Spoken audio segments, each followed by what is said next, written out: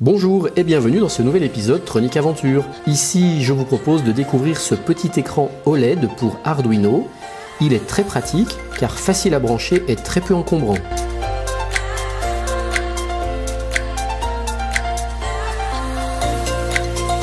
Il convient très bien pour afficher des données comme ici par exemple la température et l'humidité provenant d'un capteur DHT11.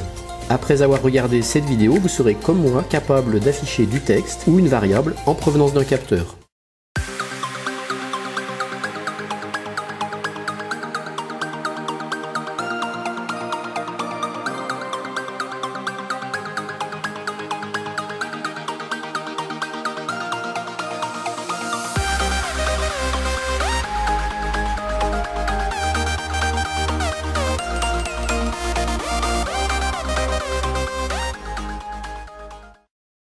Ce petit écran OLED, je l'ai reçu de HDevBot. Il coûte environ 5 €. Je vous mets un lien dans le descriptif de cette vidéo. Celui que j'utilise ici est en noir et blanc, en 128 par 64 pixels, mais il existe aussi en couleur et de tailles différentes. Il fonctionne en protocole I2C. Si on le regarde de très près, on voit qu'il a 4 broches, GND, la broche VDD ou VCC, c'est pareil, SCL ou SCK, c'est pareil, et SDA. GND, c'est pour le ground. VDD, c'est la lime positive, donc il s'alimente entre 3,3 et 5 volts. SCL ou SCK, c'est la broche de l'horloge. Et puis SDA, c'est la broche du data. Avec ces 4 broches, on peut très facilement l'implanter sur une breadboard, puisque l'espacement des broches correspond parfaitement avec l'espacement des trous de la breadboard. Si on l'utilise avec un Arduino Uno, voici comment le brancher. La broche SCL sur la broche A5 de la Uno, la broche SDA sur la broche A4 de la Uno. Alors attention, les broches A5 et A4, c'est valable uniquement pour une carte Arduino Uno. Voici mon écran OLED implanté sur une breadboard et relié à ma carte Arduino Uno. Maintenant, on va installer les bibliothèques nécessaires à l'utilisation de cet écran OLED. Pour ça, on ouvre l'IDE Arduino, on va sur l'onglet Outils, on clique sur la ligne Gérer les bibliothèques. Et dans la zone de recherche du gestionnaire, on tape SSD 1306.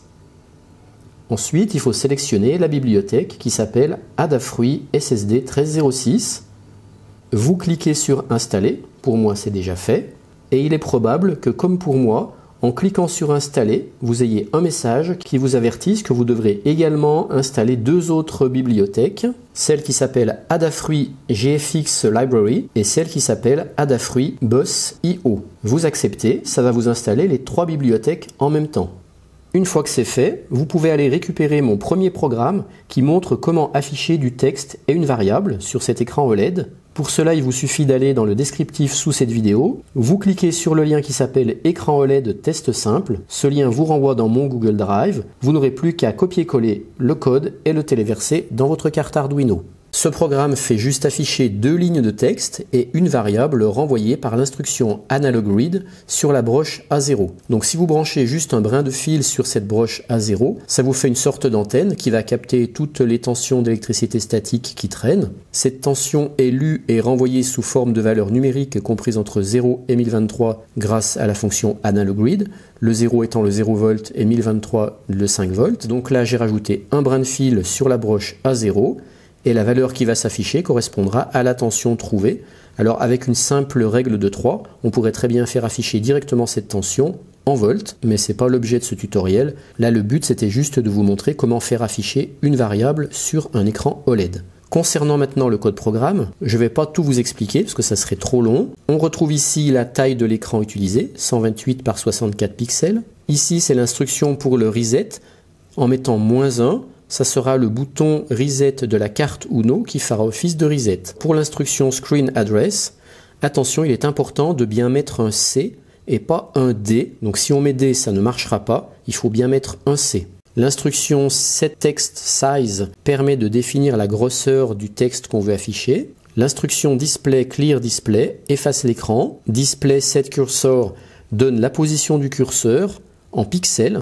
Display Print avec des guillemets contient le texte qu'on veut imprimer, ici c'est au nain, et l'instruction Display Display permet d'afficher sur l'écran le contenu du buffer de l'écran. L'instruction display print avec les guillemets du texte ne fait pas directement afficher le texte à l'écran, ça le transfère d'abord dans une mémoire tampon, un buffer, et c'est l'instruction display qui va chercher l'information affichée dans ce buffer.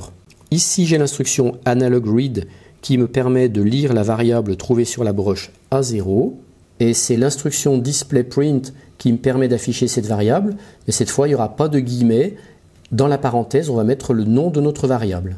Et on retrouve à nouveau l'instruction display pour faire afficher cette valeur à l'écran, parce que moi j'ai choisi d'afficher d'abord le texte, ensuite d'effacer l'écran et ensuite d'afficher la variable. Par ce code, vous comprendrez un peu mieux comment ça marche, mais après vous pouvez vous amuser à tout changer, à changer le texte et les paramètres d'affichage. Maintenant que vous avez vu comment se servir de cet écran OLED pour faire afficher du texte ou une variable,